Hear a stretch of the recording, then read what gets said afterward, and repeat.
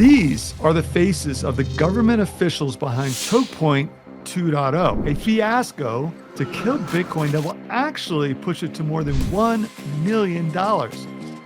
And in this video, you will learn the conspiracy and why it's doomed to fail, but it doesn't end there.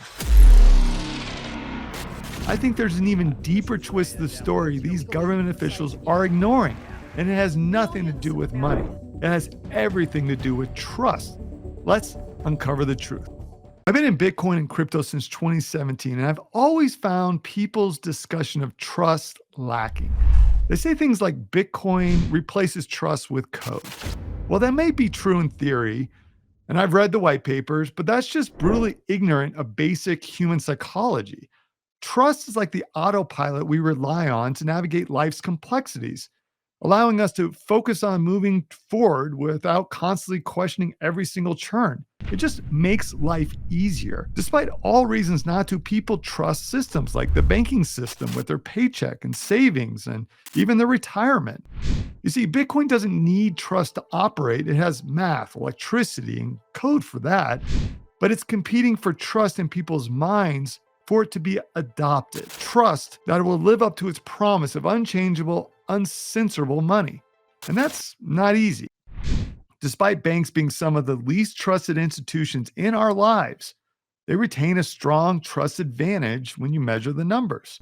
Bitcoin's market cap is over $1 trillion globally. The banks just in the United States, deposits are $17 trillion. That's 17 times larger. So the bank's lead is so large, many declare the race is just over, but every underdog has a path to winning, and trust must constantly be re-earned. And what happens to Bitcoin when trust in the legacy banking system fails? How do people vote with their money? Well, we don't have to guess. We have recent proof. Since March of 2023, when Silicon Valley Bank closed, Bitcoin climbed from 25,000 to 70,000 a year later. And as I talked about in an earlier episode, thousands or even hundreds of thousands have onboarded to Bitcoin through the ETFs. And yes, we can all agree owning an ETF is not the same as being on chain. The purists will roast me in the comments, but Granny doesn't need to manage keys. It's easier if she buys the ETF in the brokerage account where Bitcoin looks a lot like Apple stock. And some people, they were too eager calling this a win for Bitcoin. You had Balaji saying Bitcoin would Usain Bolt to $1 million in just 90 days. But I think they were just early, not wrong in the prediction. Everyone can see the trend. When banks fail, people lose trust in them. And more people move to Bitcoin. And even TradFi can't ignore the fact. Here's BlackRock making the case that Bitcoin is an uncorrelated asset. And yes, they're selling their own supply now that they have a highly successful ETF. They're collecting outrageous fees and are working to juice it with options. But two things can be true. They can be an evil TradFi giant using their market power to destroy competition and be correct in their analysis of Bitcoin's virtues. So when trust in the legacy institutions fall, inflamed by bank failures, Bitcoin number go up. So Balaji, he was wrong on his timing, but he might have been right on the mechanics. And the good news for Bitcoiners and crypto folks looking to profit is that the dirty work to make sure more bank runs happen is already underway. Let's explore. But first, if this episode makes you want to invest much, much more, and you're nervous about managing the wild volatility of crypto, maybe it's time to consider letting a super smart AI trade for you. What does an AI trading bot using 1 trillion data points know about the market that you don't? Click the link to find out. So let's recap.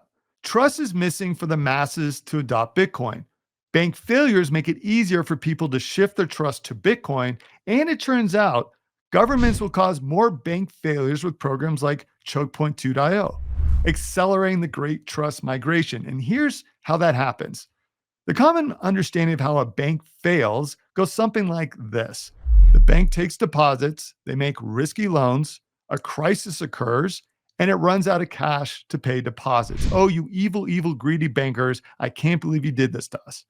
But that's only half of the story and only half of the bank failure recipe. That abbreviated description ignores the main ingredient for the dish: political interference. You see, all banking around the world operates in a political system, but not all banking systems have constant interference. When politicians tell banks which customers should be served, what rates to give them, they increase the likelihood that a bank fails. And in the United States, political interference is a part-time sport for the Washington regulators. Maybe they should get jerseys. In one of my favorite books, Fragile by Design, Stanford and Columbia profs describe the government meddling that directly led to the great financial crisis of 2008. And the story goes something like this. In the 1990s and 2000s, US politicians wanted to get more people into homes, whether they could afford them or not. Well, why?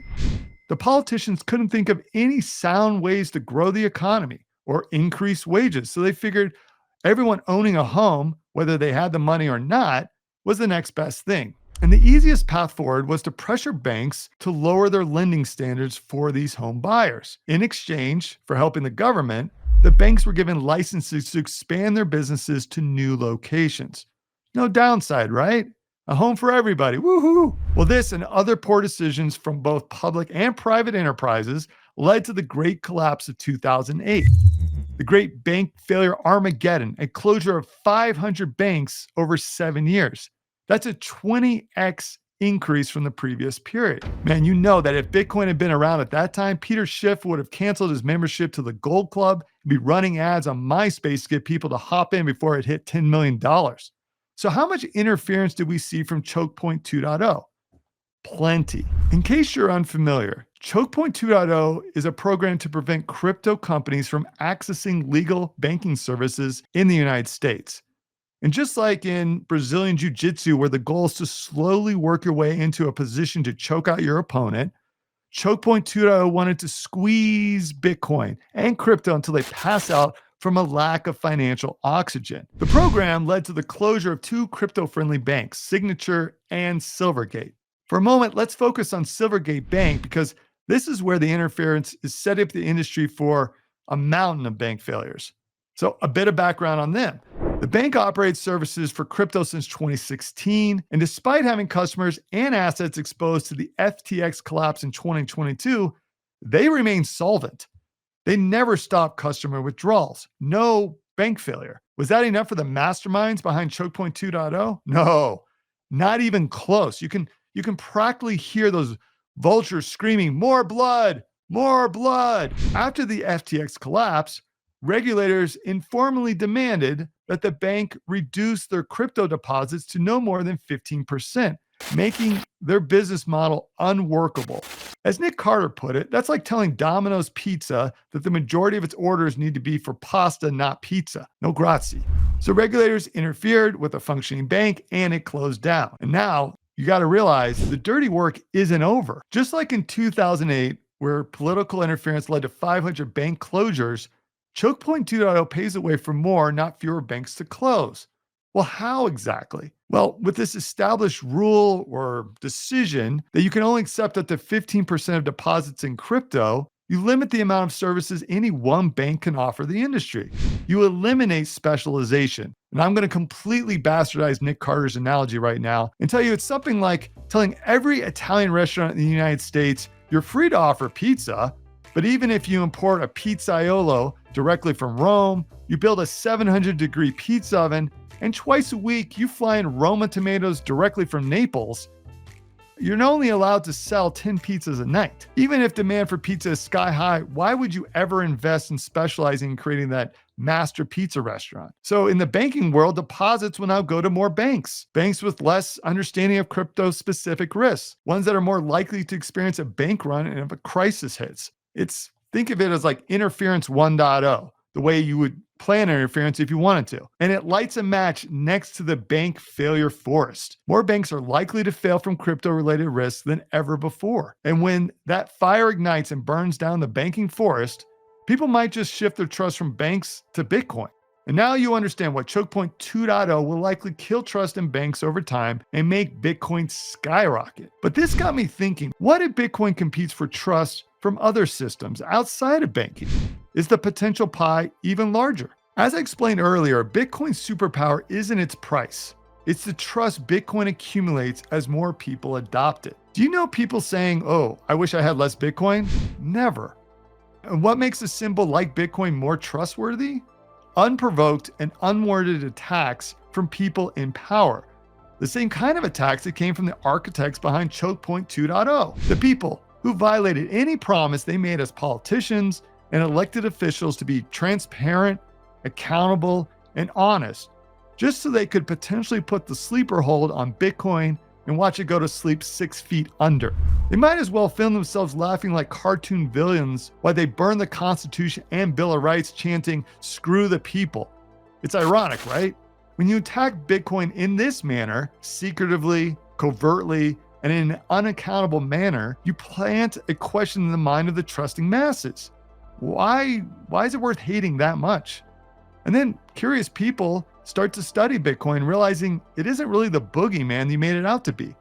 And that opens the door for trust to migrate from institutions to code. Now, people like Elizabeth Warren chant slogans like, "We need to rebuild trust in government," not realizing that the trust doesn't have to come back. Trust isn't a boomerang, it's a migrating bird.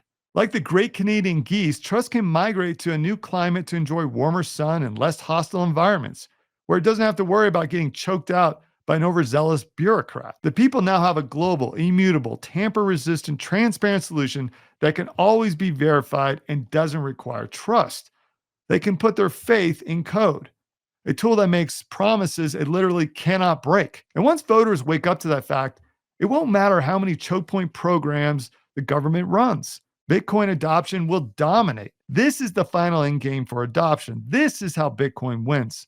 This is what pushes Bitcoin to prices that make Arthur Hayes blush. So, for now, you can thank a corrupt, vindictive politician and their cronies for pumping your bags to infinity, putting Bitcoin on its path to $1 million. Just don't be surprised if they don't want credit for their work. Let me know in the comments if you agree. This is Marconi White, signing off.